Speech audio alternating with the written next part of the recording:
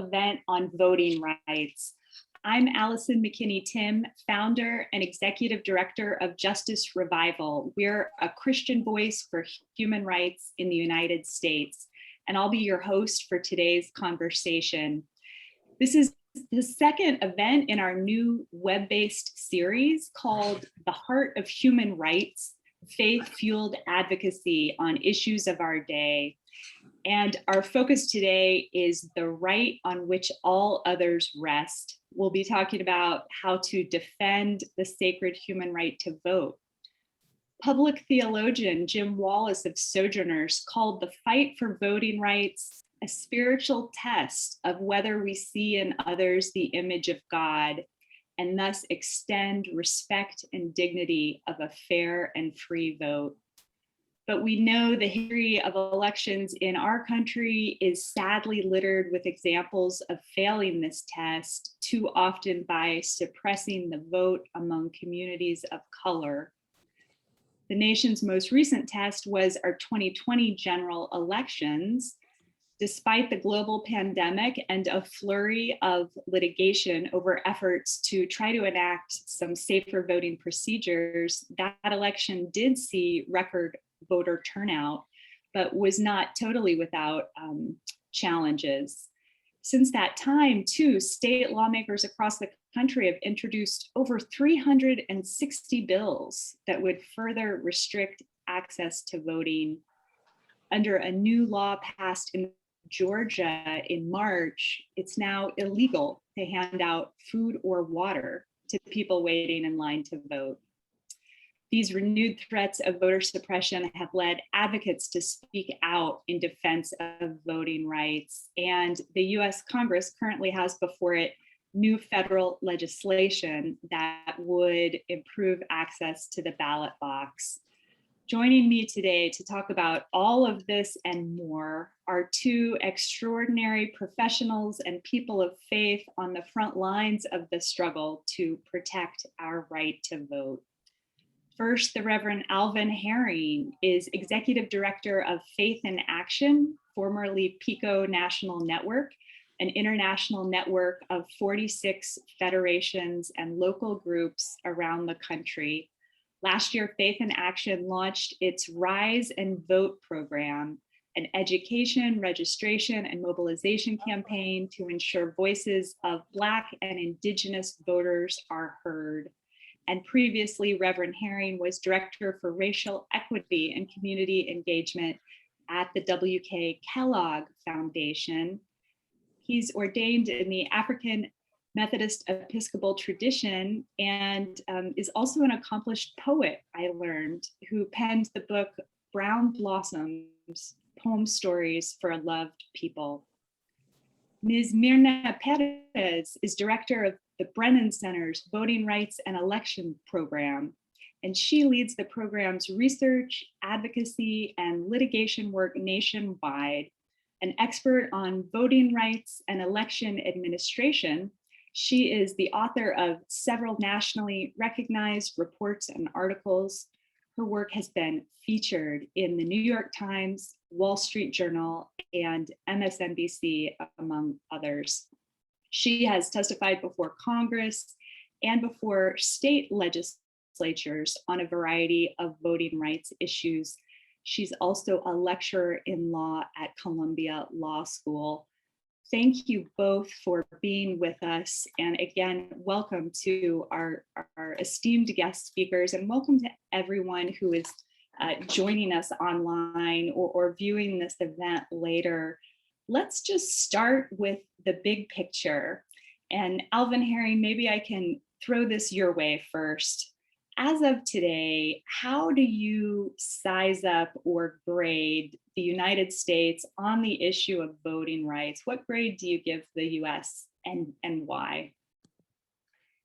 Well, that's a great question. That question actually could take us all afternoon to answer, but I won't be that long. Let me first thank you, Allyson and Justice Revival, for this invitation to come and share this moment with you all and your audience, and with the inimitable Mirna Perez. Those of us who pay attention to voting in this country have been the beneficiaries of her research, her work, her strong position on voting. And so, Myrna, it's really an honor to be sharing this space with you. Allyson, to your question, it would seem, wouldn't it, that after the bruising election of 2020, that we as a nation, particularly as a nation of people who believe that we are really organized around certain clear moral principles, but take a step back and look at the state of our democracy and look at our record of voting. And I think if we were to do that, and I hope people are doing that like we're doing it in this hour, I think when we do that, we have to acknowledge that our democracy is listing to one side severely, that without the protection and the preservation of the right to vote, without the strong enforcement of available laws, the beating back of suppressive laws, and the guaranteeing of people, particularly poor and working people, that they have every access to the right to vote, we can we can only claim that we are a democracy, but we cannot really claim fully that we are a democracy that's providing for everyone equal opportunity and equal access to the vote. So my general grade, if you will, would be a failing grade. I think with some 300 bills across the state legislatures across the country in several states, 20, 30, 40 states, Myrna can perhaps provide more exacting detail. I think it's pretty clear that there are those here in this country who believe that when everyday people, particularly everyday people of color, vote, that their power, their privilege is threatened. And that can't be right in a democracy. In a democracy, you would want to insist that everyone counts, everyone matters as it relates to the law and to the vote, and that in a democracy, the majority is super responsible for caring for the quote unquote minority, numerical minorities, racial, religious, gender minorities, and so forth across the board. So to be just more succinct, I'm sorry to say that I believe that we are in deep trouble. And that we have not lived up to our obligations as people of a moral center and people of moral courage to ensure and insist that everyone has an unfettered and equal right to vote and participate in the process, the democratic process or democratic processes in this country. Last thing I'll say is that I think you don't need me to repeat some of the tried and true commentary of Dr. King or Fannie Lou Hamer or many others, but I would want to lift up one quote from Fannie Lou Hamer, which for me kind of puts this all in perspective. She said, and this is for those of us who are people of faith on this call, or people who have who are moved and animated by moral principles. Doesn't necessarily require that you have a religious faith to be moved and more animated by moral principles, by the way.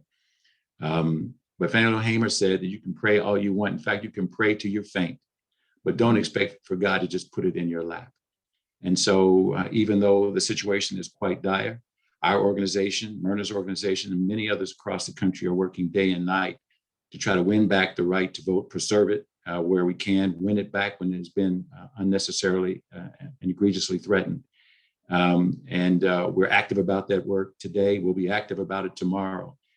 We believe that this is one right that we cannot see further compromised. And so it's a real honor to be able to share that perspective with your audience. And I'd love to, as the conversation goes forward, to share more. A sobering assessment of a moral issue central to our democracy. Mirna, same question for you. What's the overall grade you would give the United States on voting rights? I think we need to break it out into its component pieces. So if we look at purely the idea of participation, we know that we're getting about a D. We know that notwithstanding the fact that we had record turnout, we still had the percentage of people who are eligible to vote that actually turned out to vote ended up being in the 60s. And I think that really should be sobering, because that means that somewhere between 1/3 and 1/4 of eligible Americans are not voting. And there's no aspect of our life where we would be comfortable with a 1 out of 3 or a 1 out of 4 failure rate. I mean, if we built bridges such that 1 out of 3 or 1 out of the 4 failed, we'd find a different way to build bridges. And then we have millions of Americans across the country who cannot vote because of criminal conviction in their past, people who are living and working in our community. As you mentioned, we have more than 360 um, restrictive anti-voter bills that were introduced in 47 states. And we have an innumerable amount of politicians that have some serious anxiety over the browning of America. And instead of figuring out how they should be competing for votes, or trying to manipulate the rules of the game so that some people can participate and some people can't, so that they have more job security. But what those metrics don't show is our potential and our promise that is yet to be realized. Some of the most joy-inspiring aspects of the elections that I saw in 2020 was that Americans from all walks of life banded together to try and make sure that our elections weren't going to be a disaster. We had young people signing up to be poll workers. We had athletes and celebrities donating their time and using their platforms to encourage people to vote. We had business folks, loaning out their arenas and their business fronts for voting and participation. We had everyday Americans step up to make sure that they were getting their neighbors to the polls. So we have a lot of untapped potential, in that I think voters care about voting. Voters care about their right to vote. And even in the face of really daunting odds, voters are showing up and not getting discouraged. And so what I think is the move for people of faith is to make very plain that we believe in the inherent dignity of all of God's creation. And that means making sure that folks have the opportunity to bind together with other like-minded people and have some control in what their destiny on earth looks like, and be able to be reflected in the public square, and being able to be an active member of self-governance. We have a saying in the ELCA about God's work, our hands. And I think if we are serious as people of faith of making sure that His will be done on earth, we need to get active and we need to get involved, because democracy is not a spectator sport. It doesn't happen just because. It happens because there were committed people putting in their time, their talent, their treasure into making sure that this experiment of self-governance and this experiment of representation and this experiment of democracy is something that we can all be proud of. And so, I think we need to be very mindful of the incredible ways in which we have fallen down on our promises and have failed to live up to our ideals. But I think our ideals are a very strong North Star. And they give us a very good direction about what it is that we can all do. And therefore, I'm pretty optimistic about how this is all going to end. I think we all know that love wins, justice wins. And part of it is we need to be using, our hands to be writing the middle of the story. Well, thank you both for a very thorough and illuminating overview of some of the issues we're going to be delving into in more depth throughout the hour. And you mentioned some of the positive and hopeful signs, Myrna, you saw during the 2020 election. And I want to sort of try to pull apart a couple of themes, because of course, we're talking about voting rights and some of the real serious barriers that you've already, both of you, introduced to exercising the right to vote, especially among communities of color, poor and working class communities. And then at the same time, we have this question of our overall election system, this interrelated question. And I just want to name that we heard the former US president repeatedly try to reject the validity of the 2020 presidential election, while election observers from the OSCE, for instance, the Organization for Security and Cooperation in Europe that does professional global election monitoring, found that despite the challenges of COVID, the election was peaceful and competitive and well managed, therefore legitimate. Can you speak to this sort of overall question, both the attack on the integrity of the election that we heard from the former administration, and then how you would characterize the overall integrity of our election system? Myrna, would you like to start us off on this one? Sure. And again, as a person of faith, I'm not spending too much time stressing over the ranting of a modern day pharaoh who recognizes the limits of his authority and then is acting out in a way that's wrong and pernicious. I think folks know what it was, which was a mistruth, misinformation, the act of a desperate person trying to cling on to power, and people speaking truth to that power. I think some of the biggest aftermath that we're seeing is that there are some people in this country who have some real anxiety over the browning of America and over the way in which our nation that for so long has shut out certain communities is being held accountable for the things that we have done and the things that we have left undone, and is therefore using every manipulative option they can think of to try and desperately cling on to power. And some of the most textbook, like the ways in which we're seeing that, is spreading lies and misinformation about the security of our elections and the pervasiveness of voter fraud.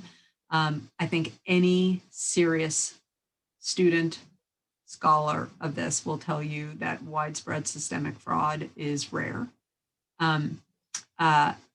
Certainly, it shouldn't happen, and we can certainly do more, but the solutions that we're seeing being proffered bear no reality to what the actual facts look like. There's a very, very big gap between what people are saying could go wrong and the idea of providing water and snacks to people who are standing in line. There's not a relationship that public policy requires. One of the things that I'm getting increasingly worried about as well is how it seems like these claims of fraud are being increasingly racialized. We first started noticing this after the 2016 election, in which the same former president said that he would have won the popular vote had there not been all this, and he inserted a really offensive word, been voting in places like California and Texas.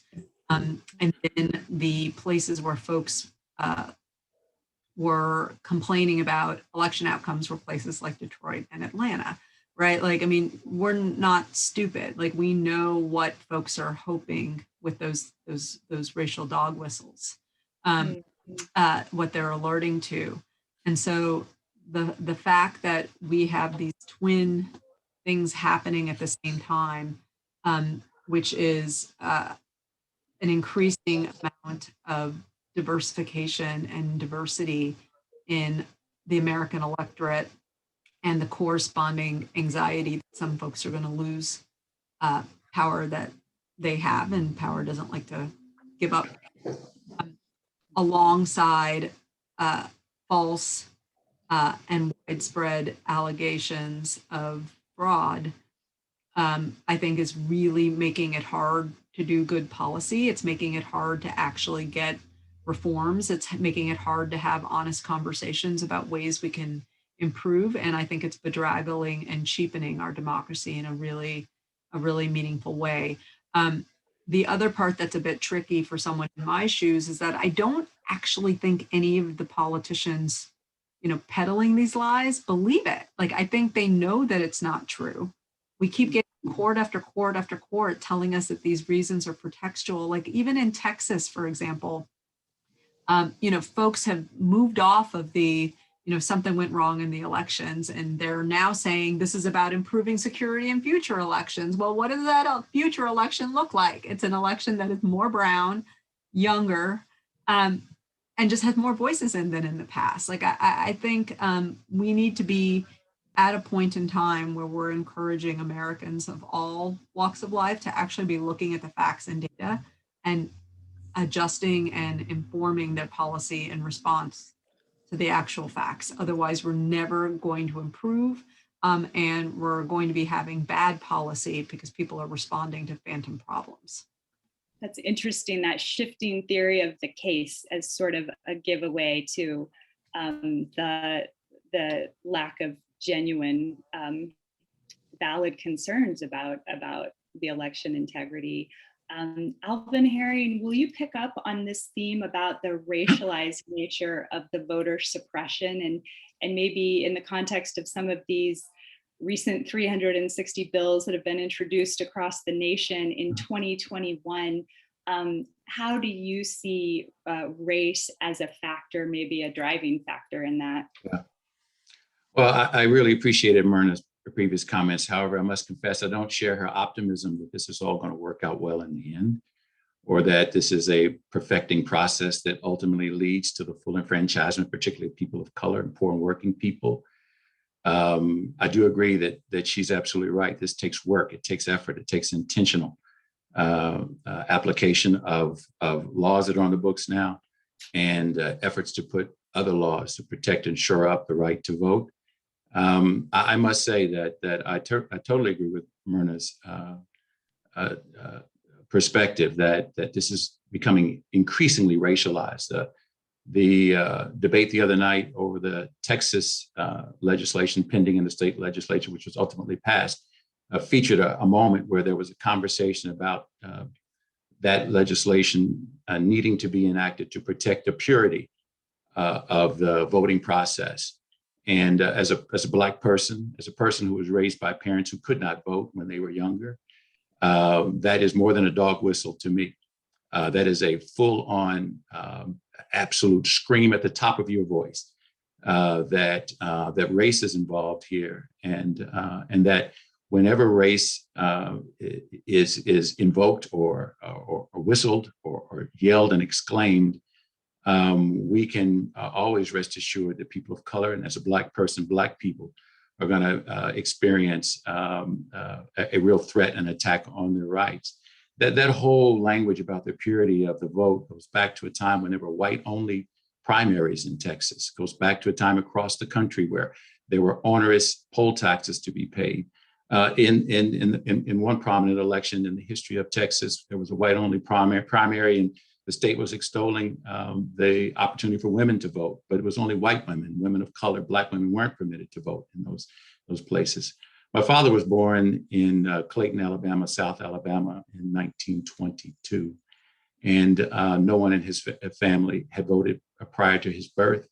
When he left Alabama in 1957, he had not voted, was discouraged from registering. There were poll taxes in the history of that state. And even beyond the poll taxes, there was a real threat to those Black folk who participated in the right to vote. We'd like to think that that was from a bygone era. We know that there was the 15th Amendment that was supposed to ensure that at least Black men would have the opportunity to vote. But we had to come back, some decades later in '65 and pass new legislation, which has been significantly gutted, or at least attacked in ways that give less authority to protect the right to vote. This issue of voting is so critical to a democracy because it essentially is equivocal with a person standing in their country. Essentially, if you can vote, you matter in a democracy. If you can vote, your voice can be heard. If you can vote, your power can be recognized, countenanced, and can be joined and accessed. If you vote, you then have the opportunity to enforce the other inalienable rights, to be able to communicate, to be able to, without infringement, to be able to claim a religious practice, to be able to gather with one another, and for the sake of either conversation or speaking directly to the powers and authorities about redressing a grievance. There's so much that hangs on this right to vote. And I think what we're seeing, again, I want to agree completely with Myrna in this, that we're seeing this more and more become a racialized strategy. But we also know that this is about political expediency. It's about power games and people wanting to ensure that as they see the demographic changes in this country, and they are now, it's inescapable, these changes, getting browner, getting younger, and people having, I think, expanded attitudes and ideas about what it means to stand on the side of justice. Those folks are worried, they're nervous, they're scared, they're fearful. It's never good in a democracy to have anybody nervous or scared or worried or fearful. Even though we have different and competing political ideologies in this country, everyone should want to ensure that everybody has an opportunity to vote. We should all want this to be a system that is inclusive. I do believe we have a good system. I do believe that the machinery of this system is good machinery. It works. It's something that we continue to improve and make better, but essentially it works. But it is impugned when folks put up barriers like voter IDs and use these pernicious bills around the country, gerrymandering, and the disenfranchisement of people who are formerly incarcerated. I'm from Kentucky. My father moved from Alabama to Kentucky. And on the west side of Kentucky, there's a neighborhood with some 60,000 people. And in the last election, there was only one polling place. All across this country, in rural and urban communities, there have been the removal of polling places. This last election, because of the pandemic, we were putting boxes in places where people could vote and be relatively safe against the ravages of the pandemic. And some of those were removed. And then we heard the post office was really going to make the turning in of ballots even more challenging. And then related to voting is the census. And we saw tremendous activity to try to make the decennial census much harder and much less inclusive of the very people who are rising in terms of demographics in this country and who want a voice and want to say. Now, let me just relate it lastly to faith, because I think that this is, for people of faith, this is a very, very clear issue that we cannot demur. And we have to get involved. God, and I'm Christian, so in my Christian tradition, God is very clear to say that all of God's children are important, are needed. We were all created in God's image, and we are placed in a context, in a world that requires us to be in community with one another, to negotiate with one another, to stand with and for one another. That is a compromise when we don't all have access to the vote and don't all have an equal voice and an equal say. Lately here at Faith in Action, we've been saying that if you really want to talk about faith, then let's be talking about justice. I've been spending a lot of time, really parsing the distinction between hope and faith. And I used the other day in a sermon that when the Israelites left Egypt, Pharaoh's army on their tail, they were hoping and praying that the Lord would deliver them until they got to the Red Sea. And for many of them, that hope went out the window. And then they were confronted with what was, I think, even more important, particularly in the context of this issue of voting, and that is faith. They had to check their faith, and they had to dig deep into their faith and recognize that if they wanted their freedom and liberation, they would have to trust on God. I think this is another one of those moments. If we want our freedom and liberation, if we want our voices heard, if we want free and fair elections, those of us who profess the faith and those of us who profess strong a moral principle that doesn't necessarily derive from our faith, but since I'm a person of faith, I feel more strident in speaking to that audience. Those of us who profess a faith, this is not something we can sit out and watch as it happens across the country, maybe even as it happens across the globe. We have to get involved. And that starts, very simple activity, right? Register. Where it's difficult, we have to challenge why it's difficult.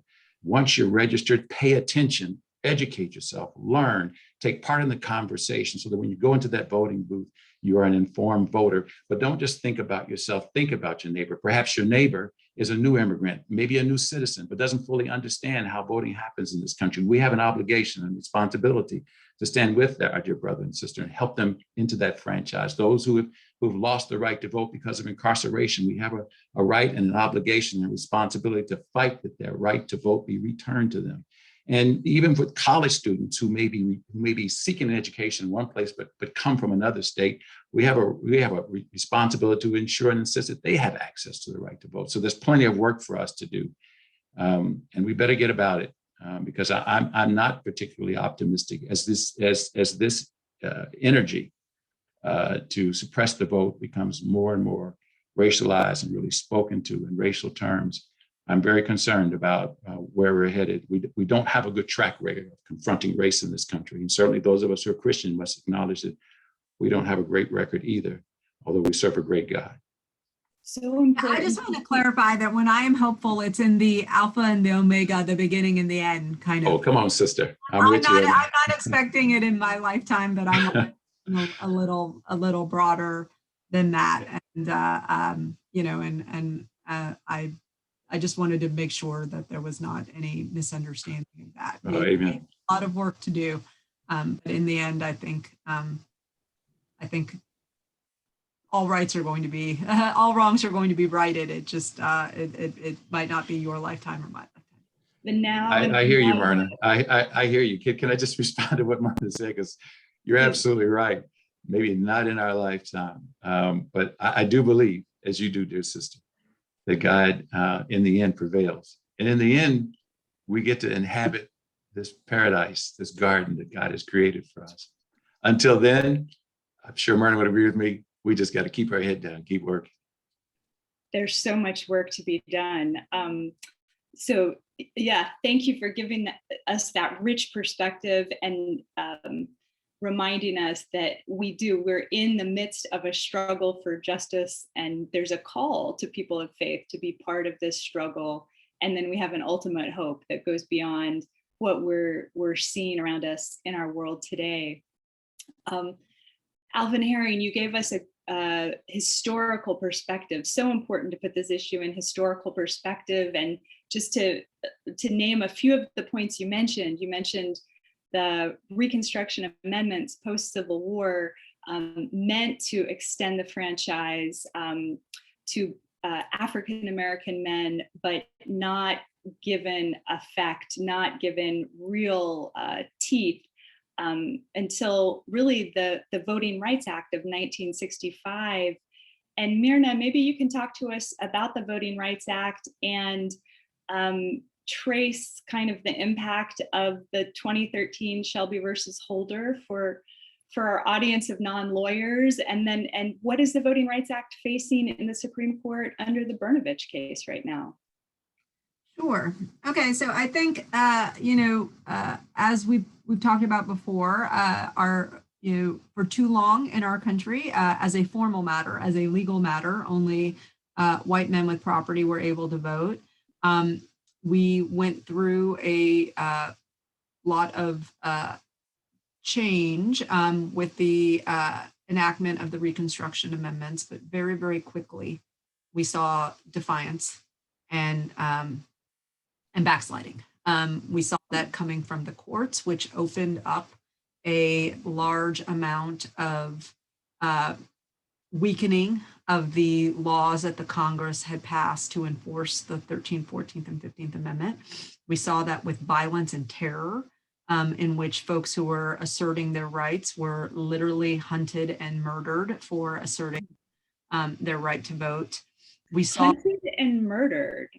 Absolutely. Like, you need to read a book called Redemption by Nicholas Lehman, which is just one of a number of really horrible stories for people having the audacity of asserting the right that the Constitution had given them to vote.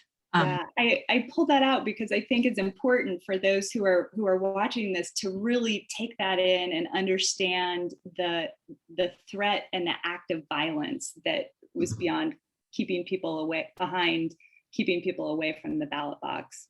there were, and then there were informal social and legal movements that did two really important things. One, they criminalized activity that they thought were more associated with African-American men. And then we saw states using that criminal activity as a justification for disenfranchising people. So those two things, those two phenomena happening at the same time.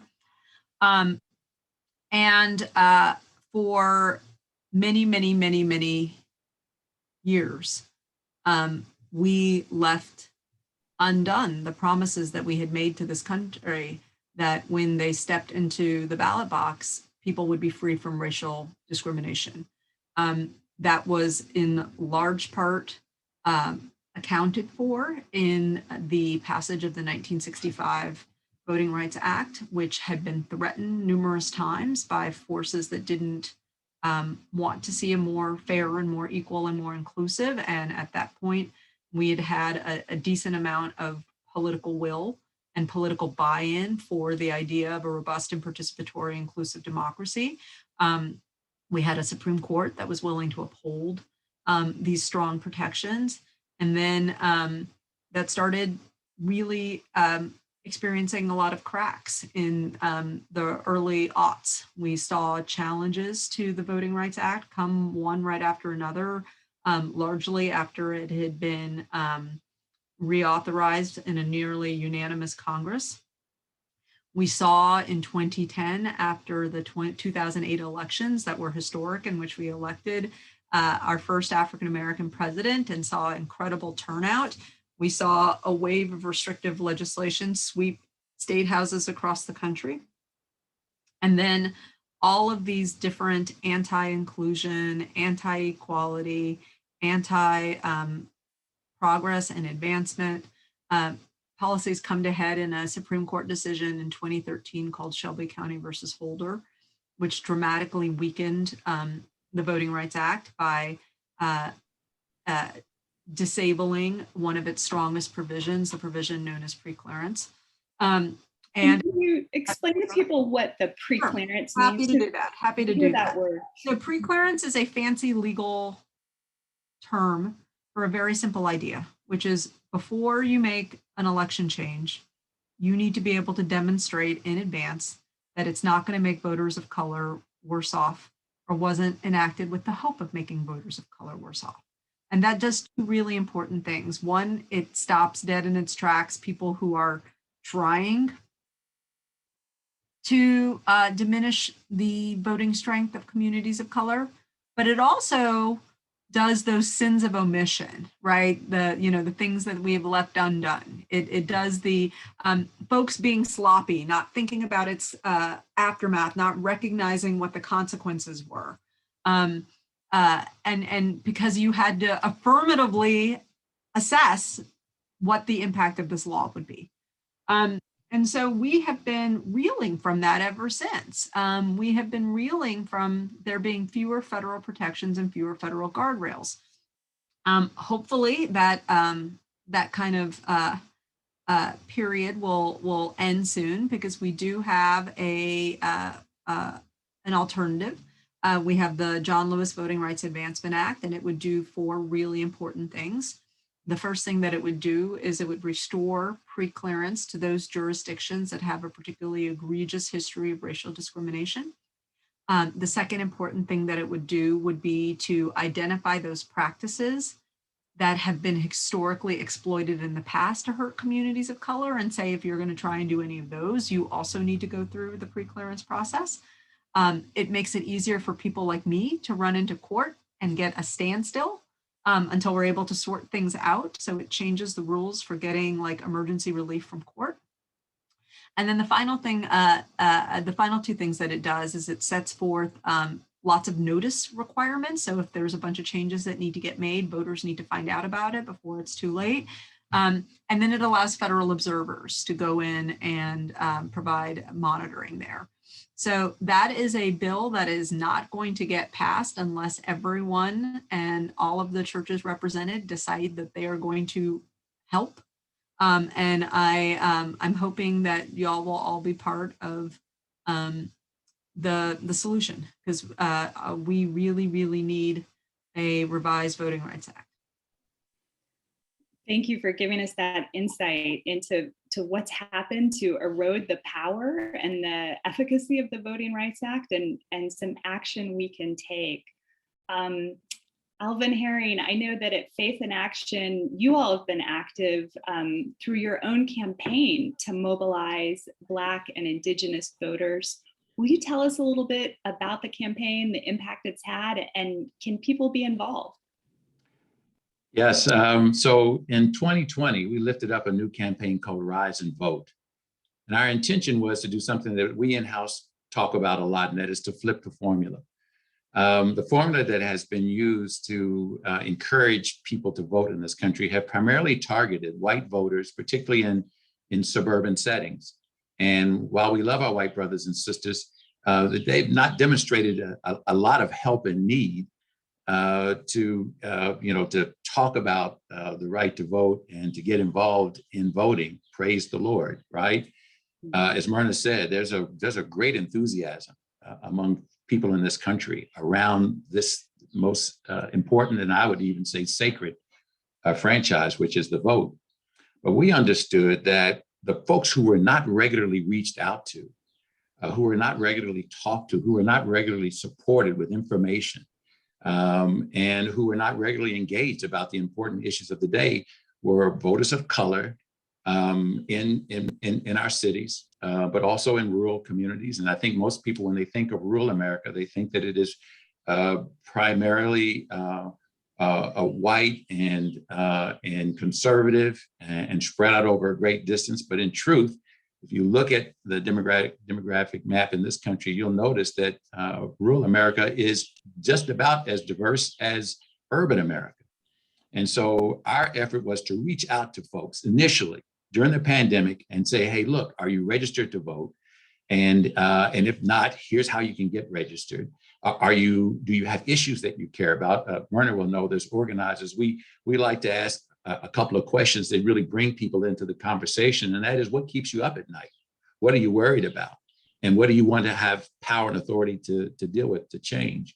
Well, we began to ask those questions. But again, we were in a pandemic and we had to stop and first engage people with, how are they doing? What's your health and well-being, the status of your health and well-being? And how can we be helpful in helping you find good information or PPE or where there is food? Because we know that with the pandemic came the loss of employment, the loss of ability to pay rent and mortgage, and a real hunger, a discernible hunger, particularly among children of color. So for us, Rise and Vote was an opportunity to really step into space with brothers and sisters of all backgrounds, but particularly focused on people of color across the country and really engage them as human beings. Our intention wasn't just to call them up once or email them once or text message them once, but to do that several times, to really have a conversation. We had enough resources to allow us to do that. We thought to be in relationship with 1 million or more voters. We ended up having more than 2 million of these conversations across the country using every kind of strategy you could imagine, including Zoom calls, but also text messages and emails and social media buys and Twitter and Facebook and so forth and so on. But we were even able to employ a small army of folks who had their PPE on, their masks, their gloves, their face shields, who still went kind of door to door and engaged their neighbors 6 feet apart at the doorway and saying, hey, there's an election coming up, and are you aware of it, and are you prepared for it, and how can we help you? The core of this is so important, though, because, and we've been alluding to it, both Myrna and I, in this conversation. I said I wasn't going to quote Dr. King, but I will give you this one King quote. He said, the vote is the most powerful instrument ever devised by human beings for breaking down injustice and destroying the terrible walls which imprison people because they are different from others. Mm. And for us, that's what Rise and Vote really amounted to for us. It was an opportunity to pull people into the public square, to break down these walls that imprison people behind a wall of misinformation or lack of information or lack of invitation. You know, we found, and we continue to find, that many people just need to be invited. They need to be, someone needs to get on the phone or send them a text message or an email saying, hey, you are important. Your voice is important. What you're concerned about is important. Would you join me and others in voting? We even found that when we reached into immigrant communities across the country where they don't yet have the enfranchisement of the vote, folks were so fired up in these encounters that they said, hey, look, I can't vote, but I'm going to call my cousin, my neighbor, my aunt, my auntie, my tia, and encourage them to vote on my behalf. Right? There's that much energy and that much intentionality among people of color. Just to go back to the Shelby case real quick, and I really appreciate it. It was wise of you all to have Myrna on. She really breaks down the law really well. I imagine the students at Columbia are really fortunate to have her as their prof. When she talked about pre-clearance, that is shortly after the 65 Voting Act was put into place, we saw an expansion, an immediate expansion, and then a reduction. But we saw an immediate expansion in people's registration for the right to vote. There were many more polling places. We began to see Black folk and brown folk show up in local, state, and even federal elected offices. And then there was this retraction at the moment when it was pretty clear that this was really doing what it was intended to do. And I think that's why we have to continue to fight. And that's what Rise and Vote is for us. It is a movement of people of faith, of all faiths, to really reach across the distance, close the distance with one another, and to engage in this very prayerful act. Let me just say this last thing. Voting is a very prayerful thing to do. That voting booth is a very, very sacred space. If you we talk about in the old Black church, go into your prayer closet, right? And just sojourn with the Lord. I can remember, you all, my first vote, and my first vote, the first time I voted, I felt like I was voting on behalf of my mother and my father, who when I was their age could not vote. And when I got into that voting booth, I burst into tears. I just thank God. I said, thank you, Lord, for this opportunity that my parents didn't have when I was their age. And I promised God that I would do something in my life, my small little life, to try to extend this to my children and to their children's children. And I'm still at it, and so many others are. So we're really quite proud of this program, and we will be expanding it as the election year, as 2022 comes around. We hope to be similarly engaged and even more prolific in the work that we've done. Wow, voting as a sacred act, and what a poignant picture you just painted, a prayer of thanksgiving and a tearful prayer of celebration at exercising that right to vote, that long sought, hard won right to vote.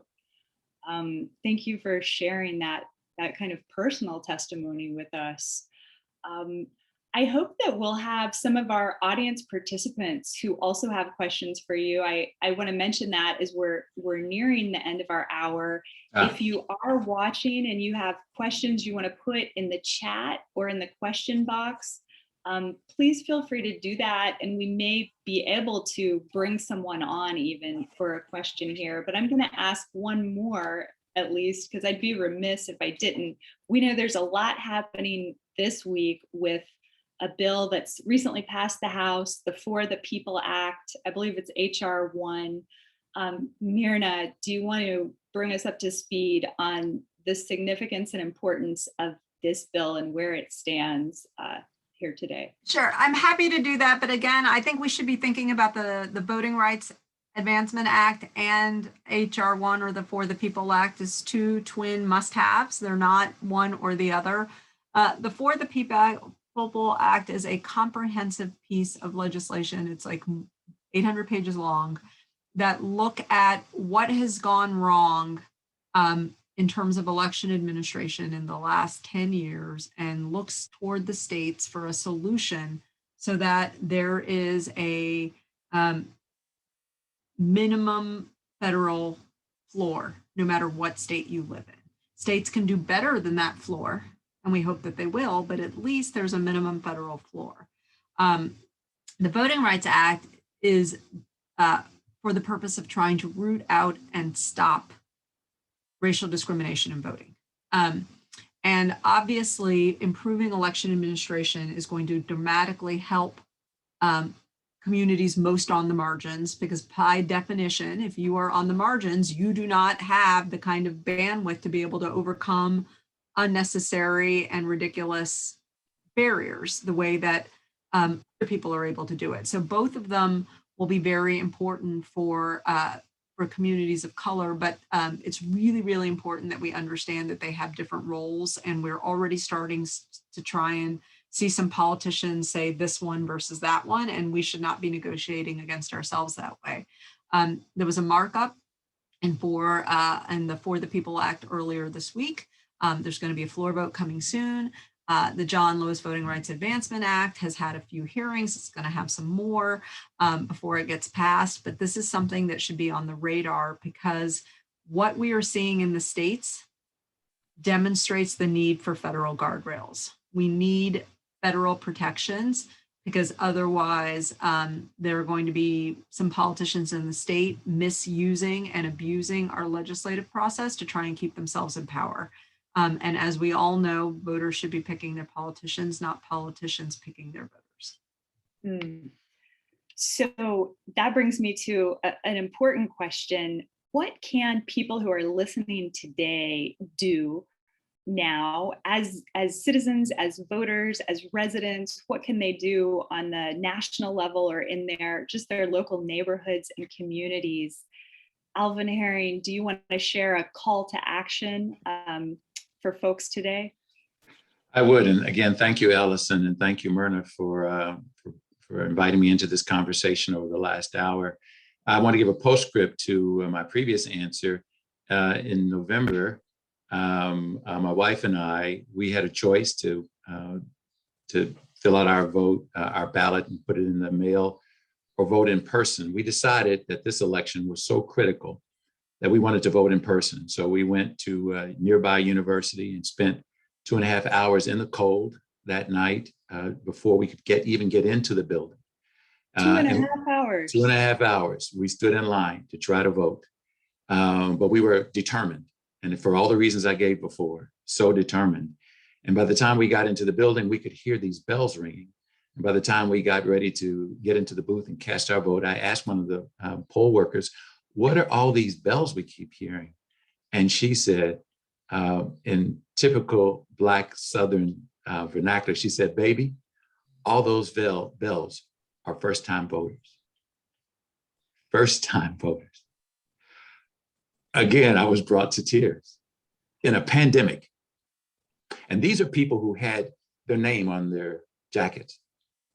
These are people who were in wheelchairs and on walkers, some with oxygen. These are people who clearly had come from work or maybe weren't able to go to work to get in line to vote. And so I would say this. There's a lot of talk these days about why someone should vote, because our ancestors, our forebears, bled and fought for the right for us to vote. All those things make sense. But for me, I'm encouraged by Jesus Christ.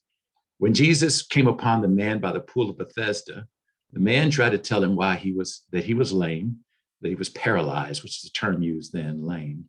He couldn't walk, because every time the Lord would trouble the waters, no one would push him into the pools where he could get healed. And Jesus simply asked the man one simple question. He didn't ask him, he didn't say, "Well, how's it been for you, dear brother?" He didn't say, "Well, what do you think about people in the world around you?" He just asked the man, "Do you want to get well? Do you want to get well?" So Jesus cut right to the most important question. And that's what I would encourage people of faith to do in this moment. Do you want to have a democracy? Do you want to be able to enjoy the freedoms that the Lord has provided for all of us, these inalienable freedoms and inalienable rights? Do you want to perfect the Constitution that we have, which is an imperfect document made only perfect by our intentions to preserve it and to straighten it out and to fix it and correct it? Do you want to live in a democracy where there's equality among all people of all races, backgrounds, genders, all faiths, and every way in which we are different and the same? Do you want to have a chance to create a world that's not just good for you, but good for everyone? If that is your determination, if that is your cause, if that is what motivates you and animates you as a person of faith, then you must participate in this democracy. And the way to do that is to vote. And when we vote, we win. When we vote, there is more justice. When we vote, there is more equality. When we vote, there is more food, less hunger. When we vote, there's more housing and less houselessness. When we vote, our immigrants are not strangers. They are our friends, come seeking not just a job or an opportunity, they come seeking us, the moral, the right us. And I've been saying lately these days, because I'm really moved by, as Myrna said earlier, all the young people and all people of all walks of life who were so determined, even in the midst of this pandemic, to vote, that the future is at hand, but the future only, I believe, only belongs to those who can love. And first among those things that we should love, beside our Lord and beside one another, is the freedom that we get in a democracy. That would be my call to action. And I hope everyone who hears this is persuaded by both Myrna and myself that this is an issue that people of faith need to be paying full attention to. A resounding exhortation for us to really take seriously and prayerfully this right and responsibility. Mirna, would you like to add? Would you like to close us out with a call to action and tell folks? No, I think the Reverend couldn't have said it better, and I'm happy to leave that there. Thank you for your words. Thank you for your ministry. I feel very fed right now, and I hope that other people did too. Amen. Likewise. Yeah, we're going away inspired, informed. Thank you both to our esteemed guest speakers, the Reverend Alvin Herring of Faith in Action, Ms. Myrna Perez of the Brennan Center for Justice. We appreciate your time with us, and thanks to everyone who's joined us to watch. Stay tuned for follow-up information about this event and other events in our series, The Heart of Human Rights, Faith-Fueled Action on Issues of Our Day. Thank you. God bless you. And remember to treasure this sacred right to vote.